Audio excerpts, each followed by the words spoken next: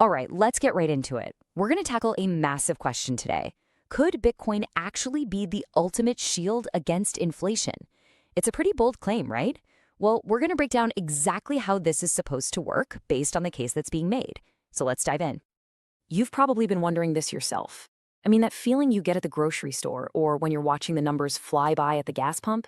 Yeah, you're not imagining it. That is inflation in the real world, and it's the heart of the problem we're looking at today. So, what is actually happening when we talk about inflation? Well, at its core, it's the slow, steady erosion of your money's purchasing power. Every single dollar you work for, every dollar you save, it's buying a little bit less tomorrow than it does today. Think of it like a silent tax, just chipping away at your wealth, year after year after year. Now, you might see numbers like 3.2% or 2.7% and think, that's not so bad. But here's the thing. This isn't a one-time thing. It compounds. It builds on itself, year after year, steadily eating away at the value of your savings. And according to the argument we're exploring, this isn't an accident. It's a built-in feature of our current financial system. So what's driving all this? Well, the core argument is actually pretty simple. It's that as more and more money is created out of thin air, the value of every single dollar already in your wallet goes down. It's just basic supply and demand, right? When the supply of something goes way up, its individual value goes way down. Okay, so this is where Bitcoin enters the conversation as a potential solution, because it's an asset that just operates on a totally different set of rules. Unlike the money we're used to, its rules aren't decided by a committee in some boardroom. Nope, they are permanently locked into its computer code, and they can't be changed.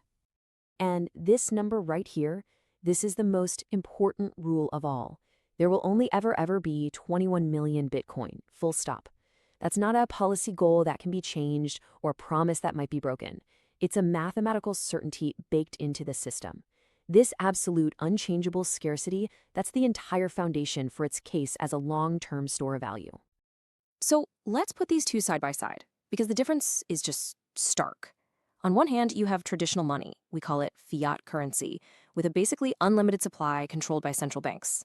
On the other hand, you have Bitcoin, with a strictly fixed supply that's governed by math and code.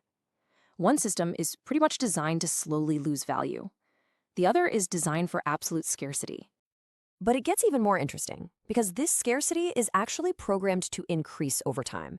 It happens through this really unique built-in event called the halving. Roughly every 4 years, like clockwork, the amount of new Bitcoin being created gets cut in half. It literally gets harder and harder to make new coins, which automatically tightens the supply and makes the existing ones that much more scarce. Okay, so if Bitcoin has this potential as a powerful store of value, how do you actually use it day to day?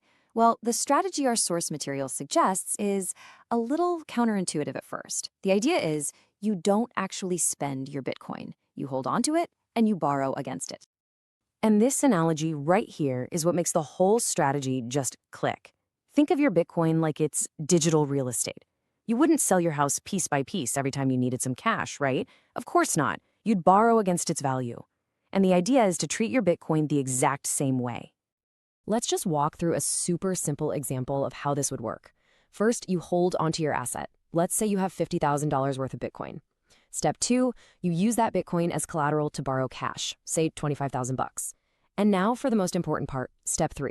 You still own all of your original Bitcoin. It's just being held as collateral, giving you cash to spend, while your main asset can potentially keep growing in value. So why would you do this? Well, the benefits are actually pretty huge. For starters, you get cash to live on without ever having to sell your asset. Because you're not selling, you also avoid triggering capital gains taxes. And maybe most importantly, you get to keep all of your exposure to Bitcoin's potential growth. You let your core asset keep working for you. And now we get to what is, for me, the most fascinating part of this whole strategy. It's where the very thing we started out trying to escape, inflation, gets completely flipped on its head and can actually start working for you. This is the big idea. Instead of inflation being this force that's constantly draining your savings, this strategy aims to turn it into your ally. So, how on earth do you benefit from the very thing that's supposed to be the problem? Here's how that dynamic plays out. You borrow and spend dollars, an asset that, as we've established, is designed to lose value over time. Meanwhile, your actual wealth, your collateral, remains in Bitcoin, an asset designed for scarcity. So you're basically paying back your loan over time with cheaper and cheaper dollars, while your core asset, your Bitcoin, has the potential to keep growing in value.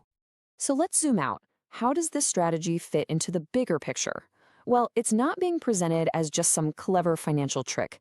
It's really part of an entirely new framework for how to think about building and protecting wealth over the long term. And this is where the whole idea gets so much bigger than just beating inflation.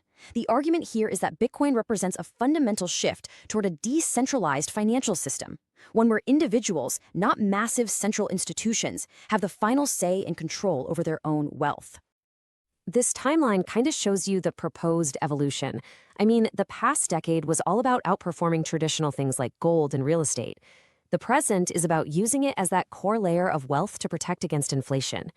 And the vision for the future? For Bitcoin to become a fully integrated, maybe even foundational piece of the entire global financial system. And all of that brings us to this final, really provocative question. We've just walked through the argument against a financial system that's governed by human policy and decisions. So it leaves us wondering, could a system that's governed purely by math and code really be the future of how we store wealth? It's a huge idea to think about. Thanks for tuning in.